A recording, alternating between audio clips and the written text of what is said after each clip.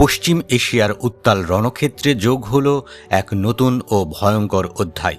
লোহিত সাগরের কৌশলগত জলপথে সরাসরি ইয়েমেনি বাহিনীর চরম হুমকির মুখে পড়ে মাঝপথ থেকে ফিরে যেতে বাধ্য হয়েছে দুটি বিশাল সৌদি তেলবাহী ট্যাঙ্কার। সৌদি আরবের লোহিত সাগরীয় বন্দর ইয়ানবু থেকে অপরিশোধিত তেল বোঝাই করে চীন ও ভারতের উদ্দেশ্যে রওনা দিয়েছিল এই ট্যাঙ্কার দুটি।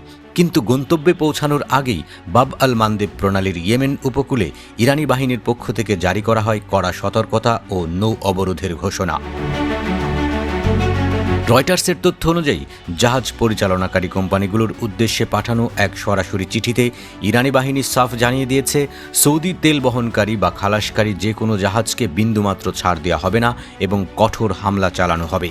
ইরানি বাহিনীর এই প্রত্যক্ষ হুমকির মুখে দিশেহারা হয়ে মঙ্গলবার ট্যাঙ্কার দুটি বাব আল মান্দেব পার হয়ে ভারত মহাসাগরে প্রবেশ না করে উল্টো দিকে ঘুরে মিশরের সুয়েজ খাল দিয়ে নিরাপদ আশ্রয়ের সন্ধানে ছুটতে শুরু করে। এর ফলে বিশ্বজুড়ে জ্বালানি নিরাপত্তার মারপ্যাচে তৈরি হয়েছে এক চরম অনিশ্চয়তা। হরমুজ প্রণালীর পর এবার লোহিত সাগরের মতো অত্যন্ত গুরুত্বপূর্ণ এই জলপথটিও পুরোপুরি বন্ধ হয়ে যাওয়ার উপক্রম হয়েছে, যা বৈশ্বিক অর্থনীতিতে বড় ধরনের বিপর্যয়ের আশঙ্কা তৈরি করছে।